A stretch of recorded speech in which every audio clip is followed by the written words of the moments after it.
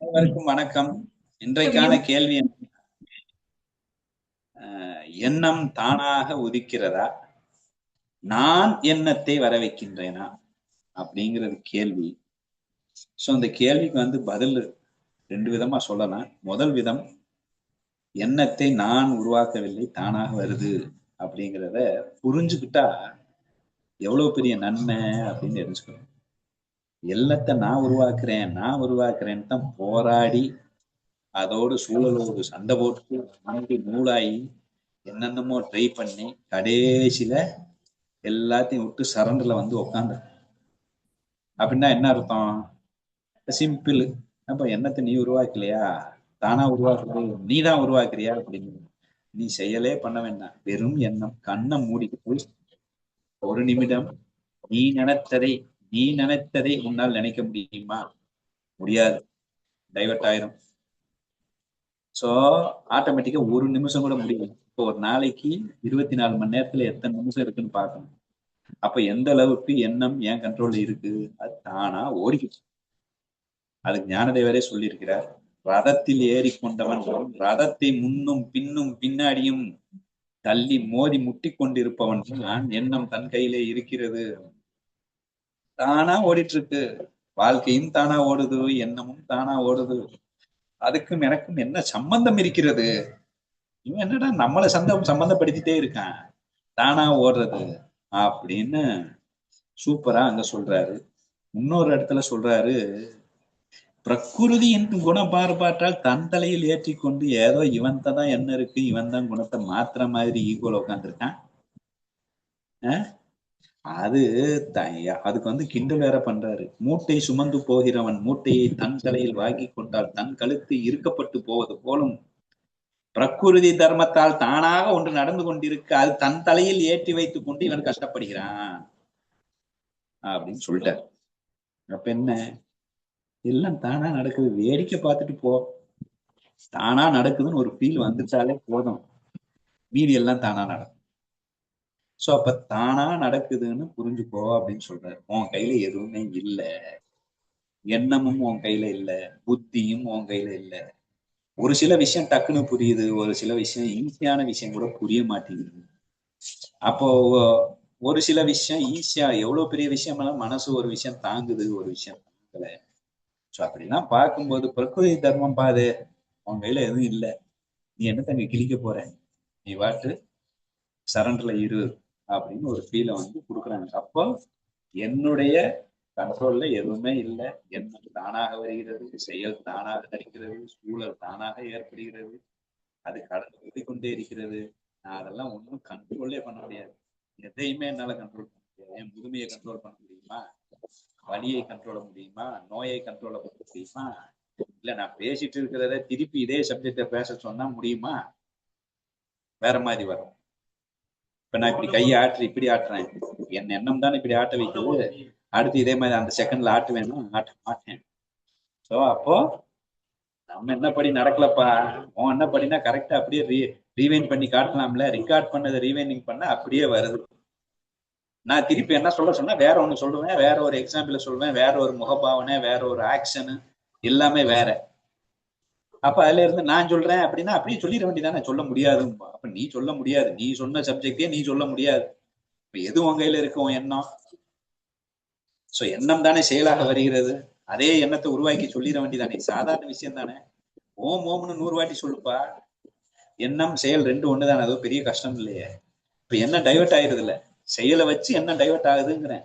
செயலுங்கிறது result இல்ல, செயலை வச்சு என்ன டைவர்ட் ஆயிடுது அப்படின்னு ஒரு காரியத்தை சொல்லி முடிச்சிட்டாரு. அதுதான் குணாதீதன்ல சொல்றாரு.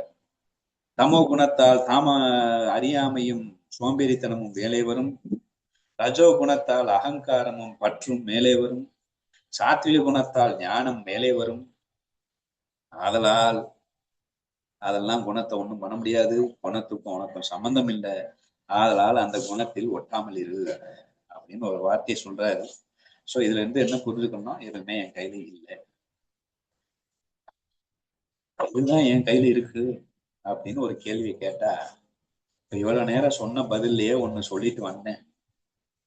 எதுவுமே உன் கையில இல்லை அப்படிங்கிறதாவது புரிஞ்சுக்க ட்ரை பண்ணு. அப்போ இந்த ட்ரை கூட ஒரு ஸ்டெப்போ 1/4 ஸ்டெப்பு தான், மீதி 99 ஸ்டெப் அவன் தான் வைக்கிறான், புரிய வைக்கிறான். அந்த ட்ரை, அந்த முயற்சி, எந்த முயற்சி? என் கையில் எதுவுமே இல்லை என்கின்ற உணர்கின்ற முயற்சி. எல்லாம் பிரகிருதி தர்மத்தில் நடக்கின்றன, எனக்கும் அதுக்கும் சம்பந்தமே இல்லை என்கின்ற முயற்சி. நான் வெறும் சாட்சியாக இருக்கின்றேன், அதற்கும் எனக்கும் சம்பந்தம் இல்லை என்கின்ற ஒரு முயற்சி. அந்த முயற்சி ஒரு ஸ்டெப்பு அப்படின்னு ஒரு முயற்சி செய்வதற்கு ட்ரை பண்ணலாம். ஒன்ஸ் அகெயின் இது எந்த அளவுக்கு ட்ரை பண்றேன், எப்போ ட்ரை பண்ணுவேன்? இப்ப நான் சொன்ன உடனே எத்தனை பேர் ட்ரை பண்ணிடுவாங்க? அப்ப எப்போ ட்ரை பண்ணுவேன், எவ்வளவு ட்ரை பண்ணுவேன், எவ்வளவு நேரத்துக்கு ட்ரை பண்ணுவேன், என்னுடைய ஒரு ஸ்டெப்புக்கு 99% ரிசல்ட் எப்போ வரும், அதுவும் என் கையில தெரியாது. ஆனா நான் கேட்கிறேன், விவேகத்தோடு இருக்கிறேன், அறிவெல்லாம் பயன்படுத்தல, அறிவெல்லாம் பிரகிருதி சம்பந்தப்பட்டது. சொல்றாங்க உனக்கும் சம்பந்தம் இல்லை, உனக்கும் மனசுக்கும் சம்பந்தம் இல்லை, உனக்கும் புத்திக்கும் சம்பந்தம் இல்லை. நம்ம ஏற்கனவே சொல்லியிருந்தோம், ஒரு டெஸ்ட் வேற வச்சிருந்தோம். 1 2 3 எண்ணத்துல 1 2 3 4 5 எண்ணத்துல 500 வரைக்கும் எழுத சொன்னா, பிழை இல்லாமல் எழுத சொன்னா எவனும் எழுதல. எனக்கு 97 போட்டு 99 போட்டேன். அப்ப அது ரிசல்ட்னு சொல்லிடக்கூடாது. எண்ணம் தான் 98 தான் நினைச்சேன், அந்த எண்ணம் அப்படியே 98 நான் நினைக்கலையா, 97 99 1 2 3 கூட சரியா சொல்ல முடியாத அளவுக்கு நான் இருக்கிறேன். ஆனா ஒன்று, இது என் கையில் எதுவுமே இல்லை அப்படின்னு ஒரு விஷயத்தை முழுசமாக சரண்டர்ல புரிந்து கொள்ளும் முயற்சி, ஒரு எண்ணம் கொண்டு வரலாம். அந்த எண்ணம் எவ்வளவு வலிமையாக இருக்கும், எவ்வளவு நேரம் இருக்கும், அது சாத்தியமா ஆகாதா என்பதும் ஒன்ஸ் அகெயின் அங்க போயிருக்கு. என்னதான் நான் போட்ட எண்ணம் தான் இங்க வருகிறது என்று கூறினாலும், நான் என்ன நினைச்சு போட்டேன்னு எனக்கு தெரியாதே.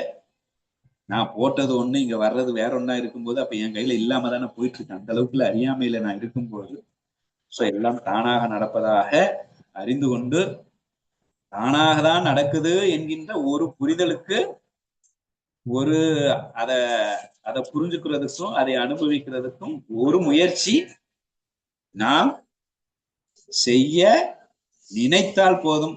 அது எவ்வளவு ஸ்ட்ராங்னு கூட அதுதான் நிர்ணயம். நினைக்க வேண்டும் என்பது நம் கையில இருக்கு. மற்றபடி பெருசா எதுவும் நம்ம கையில இருக்க, எல்லாம் தானா சூப்பரா நடந்து போயிட்டு இருக்கு. அதான் தாட்டி ஜாமங்கத்துல சொல்றா. அதனால நீ பாட்டு ரிலாக்ஸ்டா அனைத்தையும் சாட்சி பாவனையில எதுவும் நம்ம கையில இல்லை அப்படிங்கிற அகங்காரம் இல்லாமல் ரிலாக்ஸ்டா இருந்தா நடக்க வேண்டியது சூப்பரா நடக்கும். அதை என்ஜாய் பண்ணிட்டு போயிடலாம் அப்படிங்கிற மாதிரி புரிஞ்சுக்கலாம். அந்த என்ஜாய் பண்றது, அந்த சாட்சியாக இருப்பது, எதுவும் கையிலே இல்லை என்று புரிந்து கொள்வதற்கு முயற்சி செய்வது ஆகிய விஷயங்களுக்கு நான் ஒரு எண்ணத்தை ட்ரை பண்ணலாம். அந்த ட்ரைய மிகப்பெரிய ஒரு மாற்றத்தை கொண்டு வரும் அப்படிங்கிறது என் கையில இருக்கு அப்படிங்கிறது சொல்லித்தான் என்னுடைய ஆன்சர்.